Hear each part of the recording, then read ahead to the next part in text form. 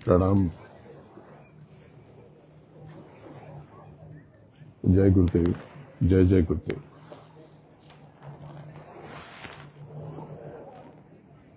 कल मैं Abu Dhabi के रास्ते से गुजरते हुए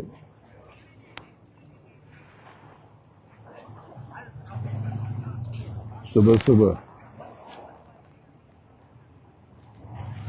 टोरंटो एयरपोर्ट पहुंच गया था और आज सुबह ब्रैम्पटन से तकरीबन 2.5-3 घंटे सड़क मार्ग से ड्राइव करके ये ग्रैंड बैंड यहाँ पर आ गया। हमारे जीव जी ने कहा कि ये बड़ी शांत जगह है, भजन करने के लिए, साधना के लिए आप चल के देखें। तो बस यही पास में इनका स्थान इन्होंने एक जगह और बनाई है, तो वहीं पर हम लोग आ गए। आज ऐसे तो यहाँ पर दिन में कोई नहीं होता, लेकिन चूंकि सप्ताहांत है, रविवार है, तो शनिवार रविवार ये सैलानी यहाँ चले आते हैं। ये समंदर नहीं है, ये बहुत बड़ी लेक है। ये इस तरफ हम कनाडा में है और सामने डेट्रॉइट है, यानी अमेरिका का डेट्रॉइट शहर। ये उधर जो लाइन देख रहे हैं क्षितिज डॉन, उसके पार अमेरिका है। तो ये समंदर जैसा लगता है, लेकिन बड़ा साफ पानी है, मीठा पानी है। ये मीठा पानी। यहाँ पर लोग आराम कर रहे हैं, क्योंकि जीवन में ये बड़े तनाव में रहते हैं। सुबह से लेकर के रात तक ये बहुत तनाव में रहते हैं। और तनाव किस चीज का जो मैं हर बार कहता हूं कि छूटने वाली चीज का, उन चीजों का जो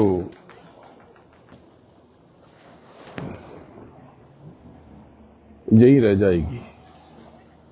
मृत्यु के बाद यहीं पर सब कुछ छूट जाएगा। ये मृत्यु आत्मा की, सूरत की मृत्यु तो होती नहीं, देह मिटती है। देह के बाद क्या होता है? जब सांसों की पूंजी समाप्त होती है, तो जिनको आप यम कहते हो, ये आपके सामने बड़ी विशाल काय आकृति आपके सामने आके खड़ी हो जाती है और आपके भीतर से आपकी सूरत इनकी देह में बने अंग में वो खींच लेते हैं और सूरत इनकी देह से जुड़े झोला कह लें, पात्र कह लें, जो भी कह लें, सूरत वहां से आकर के इनके पास एक अस्थायी देह होती है, जिसको आप प्रेत योनि कह सकते हो। इस प्रेत योनि में ये सूरतों को बंद कर देते हैं। जैसे आप इस पिंड जगत में, पिंड शरीर में बंद हो, ऐसे ही अब एक पारदर्शी सी देह, जिसके सारे तत्व बड़े सीमित हैं, उसमें आप बहुत कुछ कर नहीं सकते। आपकी विषय वासनाएं, कामनाएं उसी वैसी की वैसी हैं। अब वो आपको वहीं छोड़ देते हैं। आप कर्मानुसार आप वहीं रहते हो लगभग 13 दिनों तक या 17 दिनों तक, कई बार 3 दिनों तक। आपकी जैसी लालसा, कामना, इच्छा, इस जगत के प्रति जुस्तजू और कर्मों का जखीरा है, आप उस प्रकार से भोगते हो और आप अपने जीवन में किए गए सारे कर्मों को भोगते हो, सारे कर्मों को देखते हो और बहुत पछताते हो ये सूरत कहती है कि देखो ये इंद्रियों ने कैसा भरमाया हमें, कैसा बुद्धू बनाया है। इंद्रियों ने किस तरह से हमारे साथ छल किया है, वो बहुत रोती तड़पती है। तो पहले व्यवस्था समझ लो कि जैसे ही देह से सूरत निकलती है, ये प्राणवायु खट खट खट करके अगले कुछ क्षणों में ही देह से बाहर निकल जाती हैं। सारी व्यवस्था ठप हो जाती है। सांसों की पूंजी खत्म हुई, सूरत निकली और तत्काल प्राणवायु ने एक तरह से इस्तीफा दे दिया। लेकिन एक प्राण धनंजय वो आखिर तक रहता है। जब तक चिता में तपिश है या जब तक देह में थोड़ी सी भी तपिश है, तब तक धनंजय रहता है।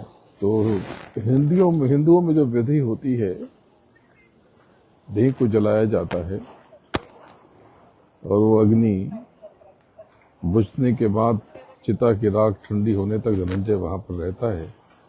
लेकिन जिन्हें भूमि पे गाड़ दिया जाता है, वो जब तक देह गल नहीं जाती, उसमें गर्मी जरा भी रहती है, तब तक धनंजय वहीं रहता है। इसलिए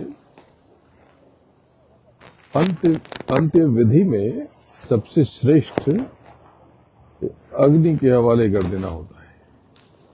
यानी दाह संस्कार को दफन करने से ज्यादा श्रेष्ठ माना गया। दाह संस्कार और दफन करने में, जो दफन करने की जहां पर रस्म रही है, वो देश रहे हैं जहां पर लकड़ियां कम होती हैं, रेगिस्तान बहुत होता है, लकड़ियां होती नहीं, तो जलाएंगे किसमें। आज की तरह मशीनें तो तब थी नहीं, तब ये परंपरा शुरू हुई और इस प्रकार इसे जिसने जैसा समझा वैसा किया। लेकिन पश्चिमी देशों में पहले तो कुछ था नहीं, लेकिन जहां पर था वहां पर भी हजारों साल पहले दाह संस्कार का प्रचलन हुआ करता था। इसके उल्लेख ग्रीक इतिहास में मिलते हैं। मूर्ति पूजा का विधान भी मिलता है। मूर्ति पूजा हमारे हिंदू धर्म में नहीं थी। बौद्ध धर्म जब प्रचलन में आया, उसकी दो शाखाएं प्रचलित हुई, हीनयान और महायान। हीनयान में उन्होंने स्मारक बनाए, स्तूप कहते हैं उसे, और उस पर उन्होंने अपने चिन्ह लिखे पत्थरों पर, शिलाओं पर, जिससे लोगों को पता चले। तो कुछ महापुरुष हुए, उन्होंने दृष्टि को रोकने की तरकीब में अलग अलग मूर्तियों का सहारा लिया, प्रतिमाओं का सहारा लिया। तब प्रतिमाओं का प्राकट्य हुआ। तो हिंदू दर्शन में प्रतिमाएं यानी मूर्ति पूजा महायान संप्रदाय के इस युक्ति के विस्तार के पश्चात शुरू हुई। तो बहुत सारी बातें हैं, बहुत सारे रहस्य हैं, लेकिन ये तो है कि देह मिट जाएगी और ये प्राणवायु ये पूरे वायुमंडल में विलीन हो जाएगी। आप सतर्क रहो अपने कर्मों को लेकर। मेरा साथ तो मैं आपका जीवन बदलने निकला। मैं जंगल जंगल गली गली, कभी ठंडक में तो ऐसी ठंडक कि हड्डियां कट जाए, और गर्मी ऐसी कि आदमी सिसक ना पाए। जैसे बंबई में गर्मी थी, बहुत भयंकर गर्मी, और भारत में इस समय गर्मी पड़ रही है। कल मैं रात में टेक्सास प्रांत पहुंचूंगा, ह्यूस्टन शहर होगा, वहां भी ऐसी गर्मी भारत जैसी। आप चाहें तो अपने मोबाइल पर देखें, तापमान तो सेल्सियस में हो सकता है 30, 32, 35 हो, लेकिन जब आप देखेंगे कि इसकी तासीर कितनी, यानी फील्स लाइक, तो आपको पता चलेगा कि यहाँ पर तो हिंदुस्तान से भी भयंकर गर्मी है। तो आप ये मत समझिए कि मैं वहाँ पर चैन से रहूँगा, ठंडे में रहूँगा। जब आप गर्म में होगे, जब आप गर्म में होगे तो मैं और गर्म भट्टी में रहूँगा। और भारत में यानी बम्बई में तो जून के पहले हफ्ता से बारिश शुरू हो जाती है, पर यहाँ नहीं होती। यहाँ तो सितंबर तक भारी गर्मी पड़ती है, और ऐसी गर्मी की आग निकले। जैसे तो घर के दरवाजे से लोग गाड़ी से भी जाते हैं तो गाड़ी तक पहुंचने में ही 2 कदम, ये घर का दरवाजा और सामने यहाँ गाड़ी खड़ी है, इसमें बैठते बैठते लगेगा कि आप झुलस गए, जल गए। तो ये इतना श्रम करना पड़ता है प्रेमियों, बड़ी थकान, श्रम।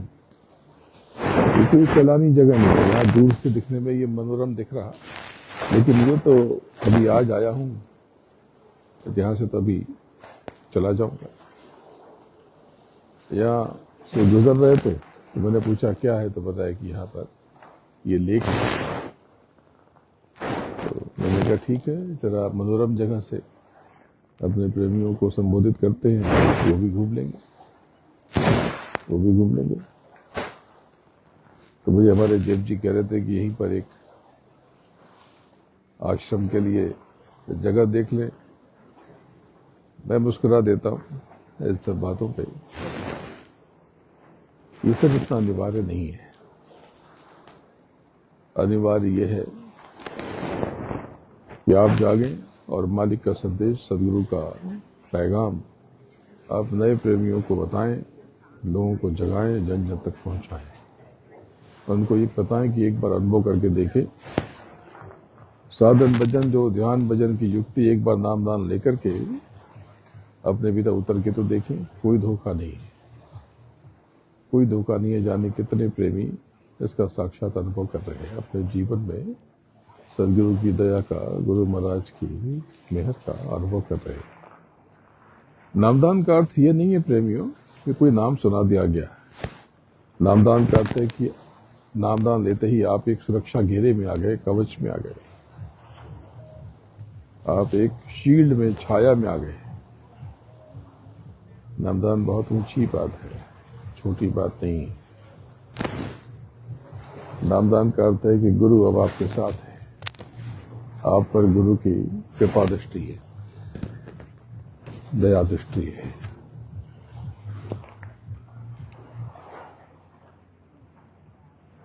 गुरु पूर्णिमा पर आप अधिक से अधिक संख्या में आओ। कार्यक्रम आपकी सुविधा के अनुसार रखा। ये 29 तारीख को सुबह पूजन होगा, 28 को 2 सत्संग होंगे, 27 को शाम को भी जो प्रेमी पहुंच जाएंगे, अगर संख्या में ज़्यादा संख्या में होंगे तो उस दिन भी सुना दिया जाएगा। अन्यथा 28 को 2 कार्यक्रम और 29 को 2 कार्यक्रम घोषित ये कार्यक्रम है। 28 की सुबह सुबह, अलग सुबह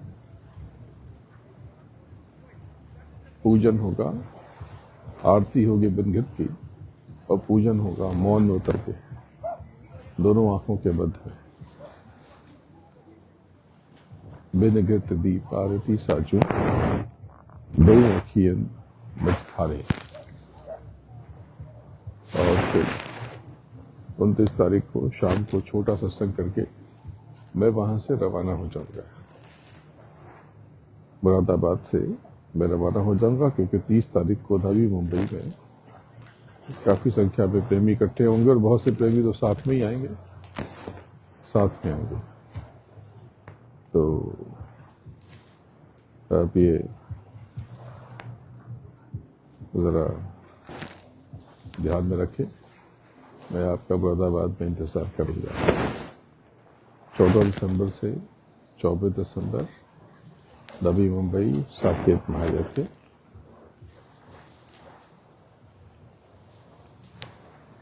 संभावना है कि पुराने स्थान में ही हो, लेकिन अगर कोई बेहतर स्थान मिला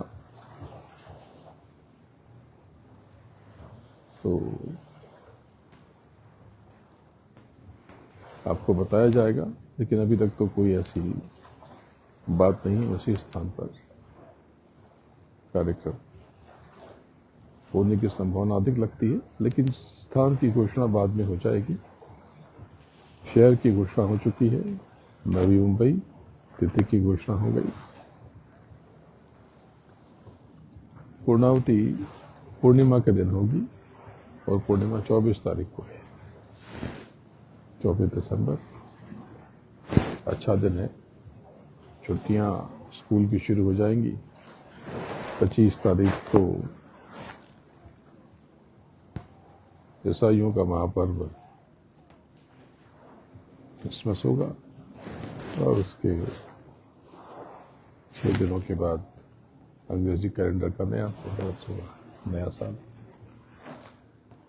ये साल तो बीतते चले जाएंगे और आपकी देह बूढ़ी होती चली जाएगी और एक दिन आपके देह से सूरत निकल जाएगी और प्राण धू धू करके उड़ जाएंगे, वायुमंडल में लीनों विलीन हो जाएंगे।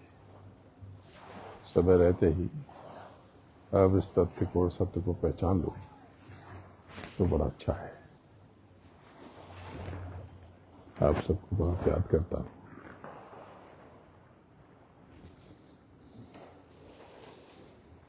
प्रणाम। जय गुरुदेव, जय जय गुरुदेव।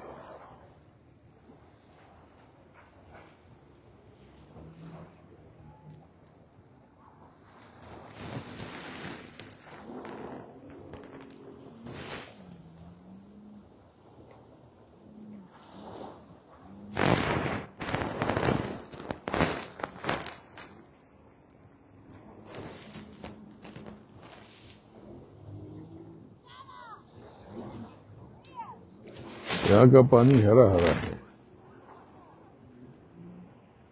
बड़ा विलक्षण है, नीला नहीं है, बड़ा साफ पानी है, मीठा पानी है। ये समंदर का खारा पानी नहीं है।